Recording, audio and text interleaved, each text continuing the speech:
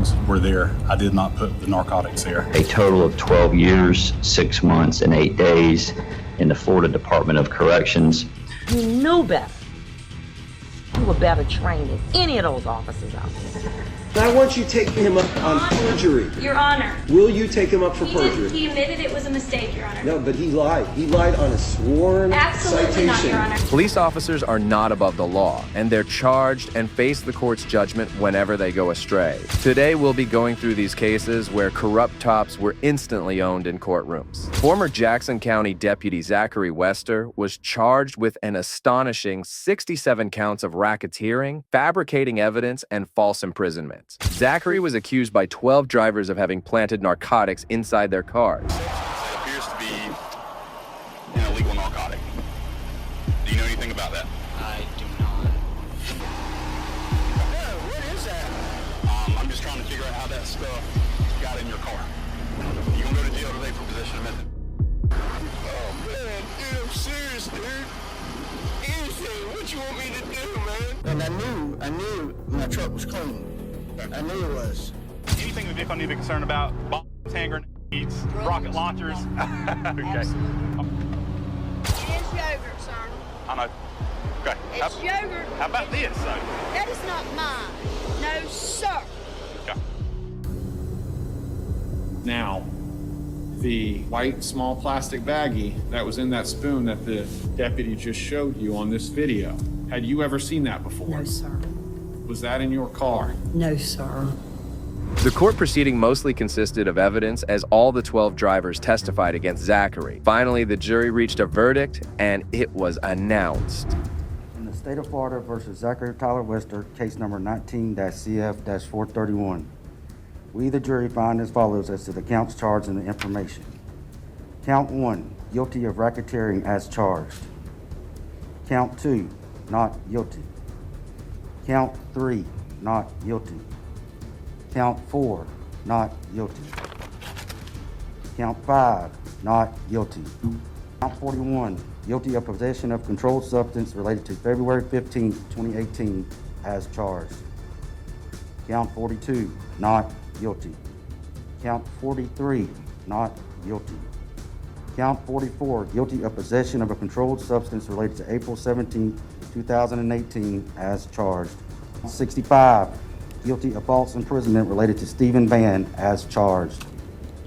Count 66, not guilty. Count 67, not guilty.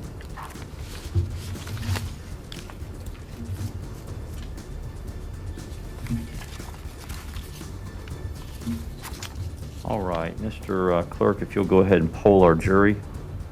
Ladies and gentlemen, I want to thank you for your time and consideration of this case. I also wish to advise you of some very special privileges enjoyed by jurors. No juror can ever be required to talk about the discussions that occurred in your jury room. The verdict was read as all the 67 charges were read individually, and Zachary was found guilty of 19 of them, including racketeering, official misconduct, and possession of controlled substances. In a final hearing, the judge announced his sentence. Mr. Wester, this court now sentences you as follows in this case.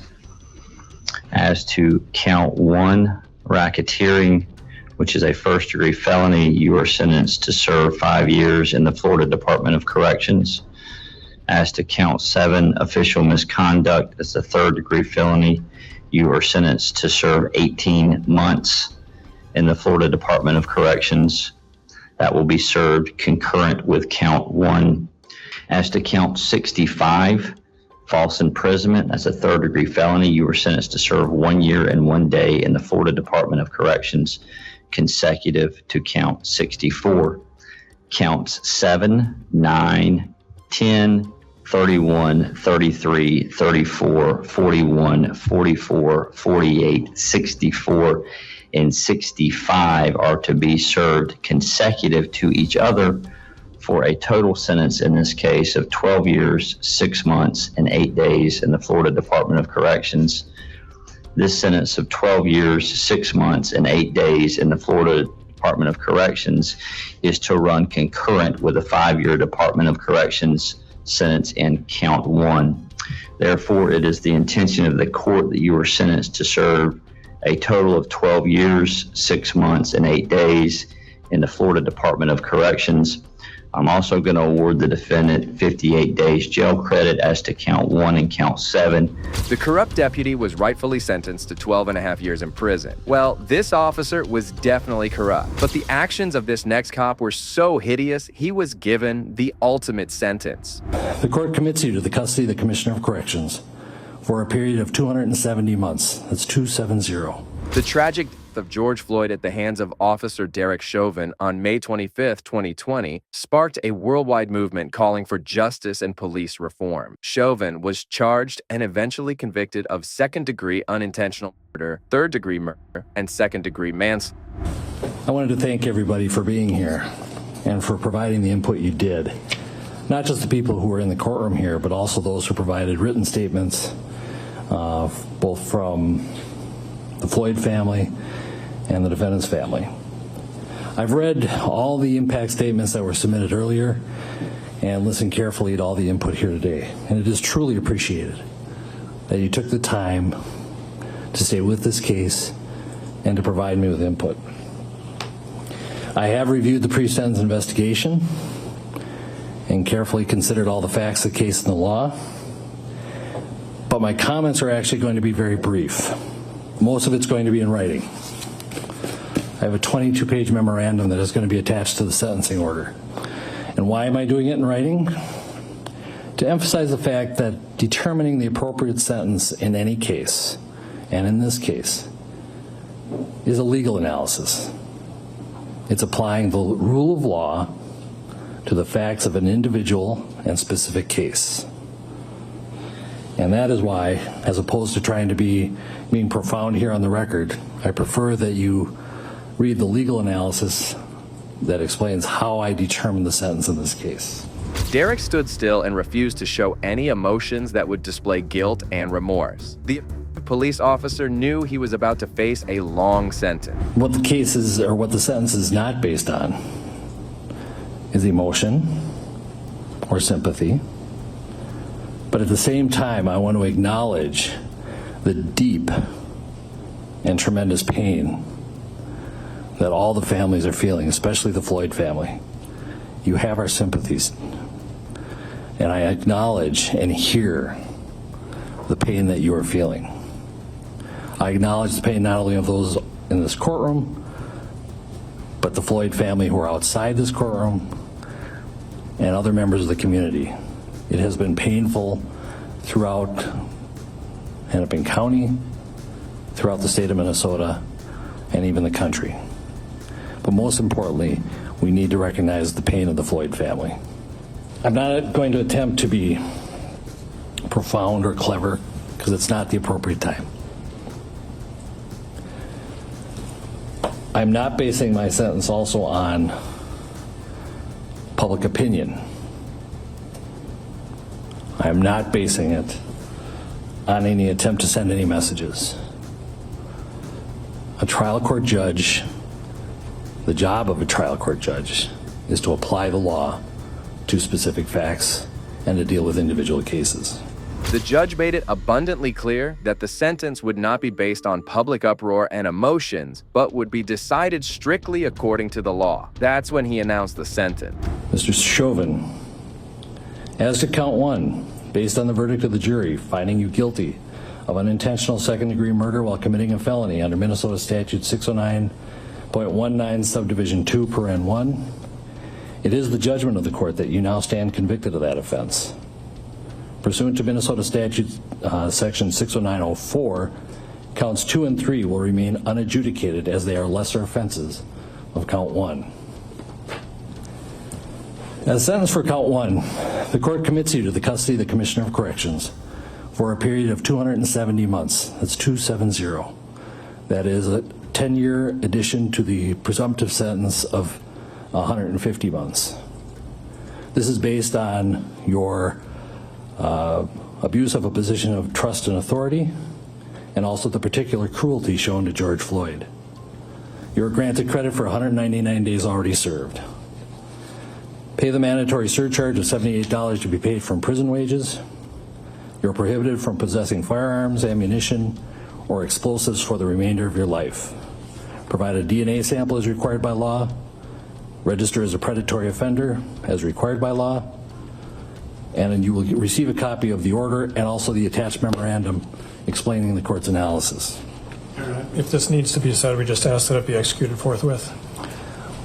Defendant is remanded to the custody of the sheriff to be transported back to the DOC or whichever custody is currently holding him. Anything for the defense? No, All right. Thank you. We are adjourned. 22 and a half years in prison. That's what you get for striking and poor victim. Chauvin was then sent to the Oaks Park Heights prison. Next up, we're going to Seminole County, where a judge absolutely tore apart a lying officer. Then I want you taking him up on perjury. Your Honor. Will you take him up for perjury? He admitted it was a mistake, Your Honor. No, but he lied. He lied on a sworn Absolutely citation. not, Your Honor, and that is... Officer Michael Wagner had arrested defendant Lisette Gonzalez for DU1. However, when the judge analyzed the case, he realized the officer had never conducted a breathalyzer test and lied about it in court. The judge annihilated the corrupt deputy and his supporting attorney. I want to be enlightened. It was a mistake, admittedly, by Michael Wagner. I know. Testified to that today. He caused her to have her driver's license suspended for at least a few months for nothing. So are you going to null process that case? Or am I going to get mad at you today? Perhaps you can get mad at me, Your Honor, but at this point... Why wouldn't you? Wait a minute. Did you hear the uncontroverted testimony of this officer? Your Honor. Then I want you taking him up on perjury. Your Honor. Will you take him up for perjury? He admitted it was a mistake, Your Honor. No, but he lied. He lied on a sworn Absolutely citation. not, Your Honor, and that is not true. I'm dismissing. I am dismissing this charge. No, I'm dismissing the charge. This whole case was fishy, and I have no idea how they. You know what? Their address on file. You know what? The state intends to amend I'm granting. and proceed on I'm rescinding the sentence. I'm granting the JOA. So you're granting it because you don't agree with the state's decision on I'm the other granting the charge? JOA in fairness. In fairness, because you don't like the state's decision today, Your Honor, on the case? No, you're not. Now that I consider what Officer Wagner testified to and how many times he basically tripped over himself just to arrest this lady with no real probable cause. You're done. Motion, the JOA is granted. And you're not going to provide a written order on that? Nope. You want to appeal me? Appeal me. Thank you, Your Honor. The case should have never been done. Never. Thank you for letting us know that, Your Honor. The judge was so furious that he ordered the charges against the defendant dismissed, relieving her from any trouble. Next, we have a crazy instance where an officer couldn't control his emotions in court. During a court hearing in December 2012, the judge sentenced a defendant on assault. At this time, he tried to talk to the judge, but a police officer standing nearby did something shocking to retaliate. Investigation for false imprisonment in the third degree, as a class 2 felony, and a misdemeanor charge as well in possession of. I'd like to object first.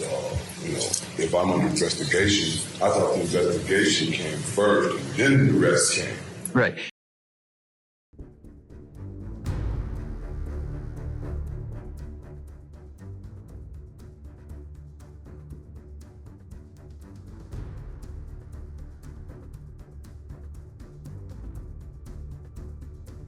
Deputy Brady Lavingier him and pushed him to the ground. The suspect suffered several injuries and was taken to the hospital. On the other hand, Deputy Brady was suspended from his job and later resigned. This wasn't the end, as the federal jury awarded $50,000 to the suspect. Well, this cop lost his temper, but you'd be shocked to find out the actions of this next tyrant.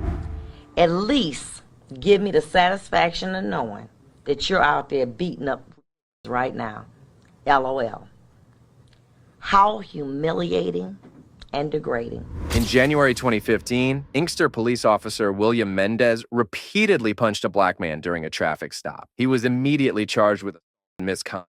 Just before sentencing the racist cop, Judge Vonda Evans gave a powerful speech. I'm going to start out with Mr. Dent.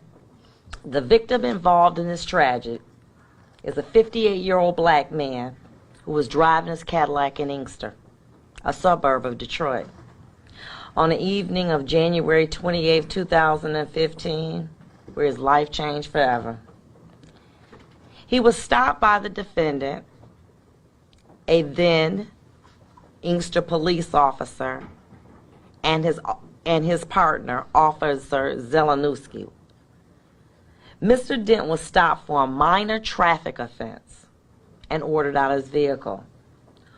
With his hands extended out of his driver's window, he was grabbed out, thrown to the ground, and struck 16 times in the head by the defendant. In his attempt to arrest him, he was thrown onto a window shield of a patrol car, bleeding profusely from a head injury. The responding police officers arrived as the defendant is wrestling the defendant to the ground. Mr. Dent was struck, kicked, and tased while on the ground by what appeared to be a group of angry, anxious police officers. Judge Bonda went on to explain the disgusting actions Officer Mendez committed earlier. However, the worst was yet to come as she told the cops disdained reaction. After the defendant was beaten and cuffed, the video in the car shows the police officers fist bumping as a celebratory act of bravery by the defendant and his cohorts. But the one image that struck out to the court was looking at Mr. Dent in his cell, shaking his head.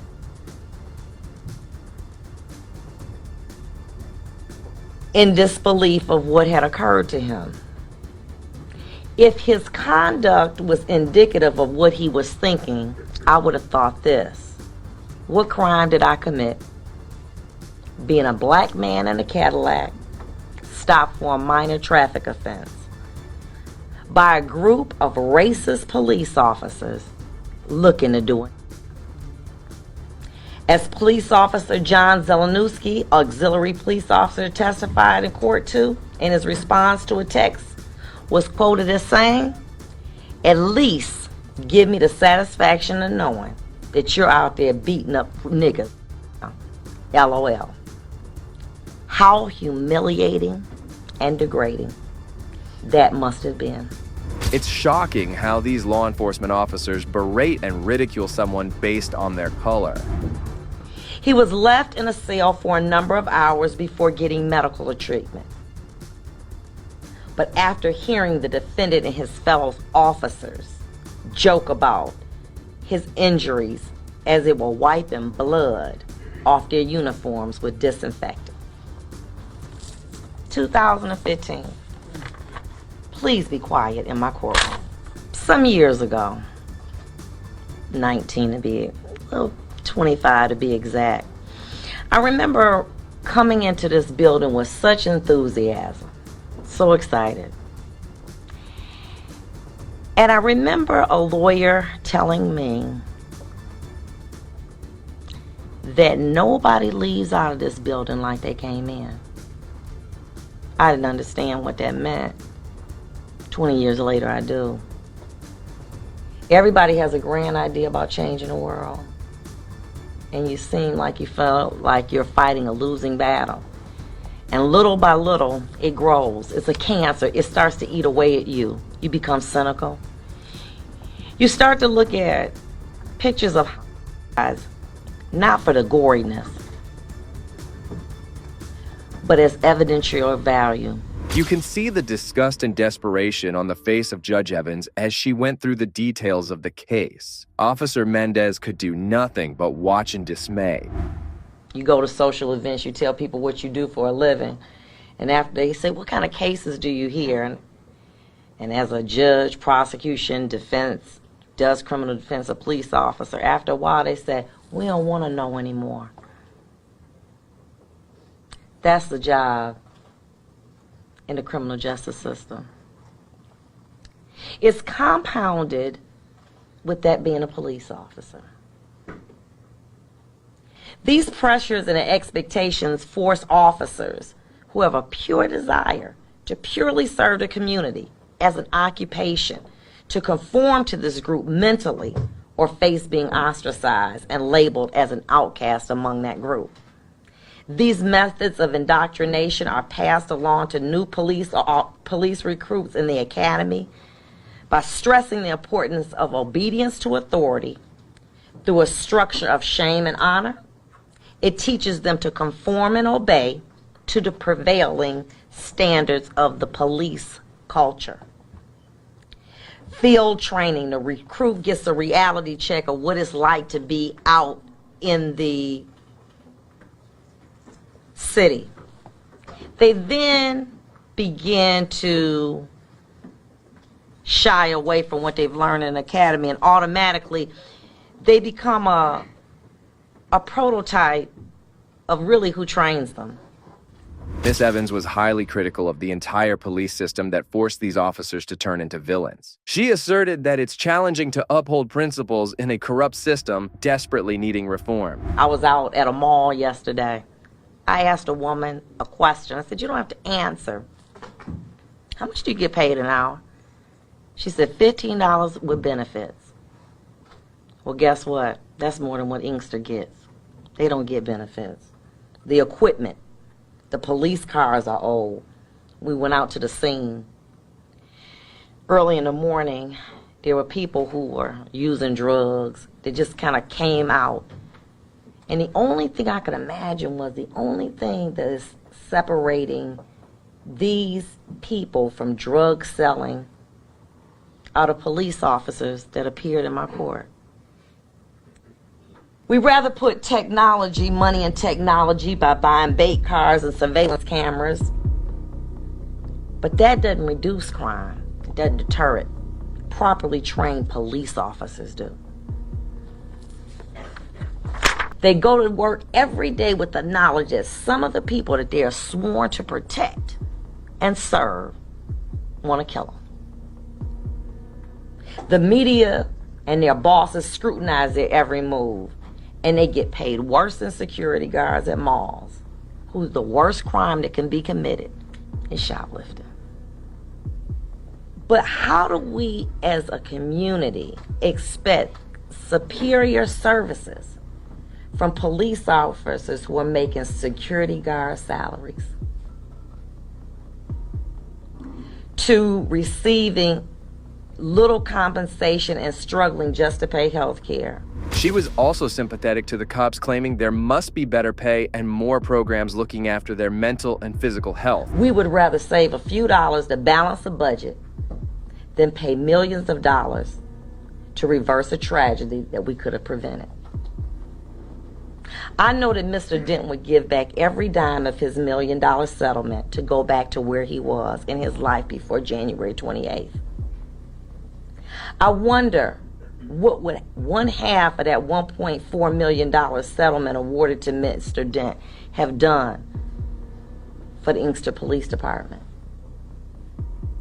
Training officers that wanted to serve and not hiring officers that didn't belong. It's my belief that when we begin to value and properly compensate and train those that want to serve, then and only then will we as a community receive the type of services that we expect and demand from the defenders of our community, the police. It's amazing how poor cities like Flint can find millions of dollars to attempt to reverse a situation that $100 a day could and would have prevented. Mr. Melendez, the purpose of this long, protracted sentencing was to offer you the one thing that this court believed you didn't give Mr. Dent: fairness and due process. Being a police officer is a tremendous and very rewarding occupation. I believe it's a calling on your life to do justice in the community. On January 28, 2015, you did not fulfill your job. You performed just us. After highlighting the shortcomings, Judge Evans came back to the heinous crime committed by Officer Mendez as the racist cop listened shamefully. A game that began with a police stop. The purpose of it was to harass and degrade a motorist in Inkster. The man chosen for your game was Floyd Dent. a black man. The game went like this. Let's follow a car in a known area, and based on your years of training experience, you knew that the motorist would likely be a black person, no license, armed with drugs in a vehicle. Upon stopping Mr. Dent, who was dead wrong for driving with no license or license suspended, running stop signs, and weaving in and out of the back street, which the court saw in the video, you and your sidekick, auxiliary police officer Zelenowski, caught your prey. Upon being stopped, Mr. Dent put his hands out of the driver's window in plain view. Your partner and you pulled him out. When he didn't move fast enough for you, you refer to it as resisting. I call it bowing down to your command. You utilized your dirty, hairy tactics and used excessive force to arrest him. Officer Mendez was well known in the department to be an aggressive police officer, as he had previous complaints against him as well. Your job was twofold. Investigate the situation, be a positive example to Officer Zelenowski. When your posse arrived, they joined you in the takedown, kicking and tasing and ultimately throwing Mr. Dent into a windshield of a police car with a dash cam, which I refer to as the eye of justice. You were so into your bravado that you forgot the eye of justice was watching you and recording this disgusting beating, seeing Mr. Dent slammed into the window shield with blood running down his face. The dash cam that was designed to protect you ended up being what convicted you. Fist busting after taking him down as a sign of bravery was just another cowardly act caught by the eye of justice. You knew better. You were better trained than any of those officers out there. You were more experienced. Took me several days to read the letters that people sent talking about your character, about the man that you are, about how you went in Westland and helped to save 3 senior citizens from a burning building. 3 of those letters, I believe, were from African Americans, and 1 even professed to be like a mother. 1 or 2 things, either they're all racist or there's something redeeming about you that somehow in some way you forgot that night.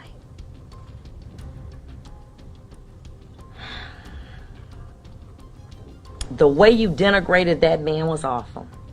Who would know and who would care about a lone black man being assaulted by upstanding police officers? Boy, were you wrong. They say that what you do in the dark will eventually come to light. And yes, it did. It became a worldwide example of what the police is not about, and that's brutality. It was a poetic moment as a racist officer was humbled and sentenced by a black judge. After her powerful speech, she finally proceeded to read out his sentence. It ain't no fun when the rabbit's got the gun. It's equally applicable when he has the video.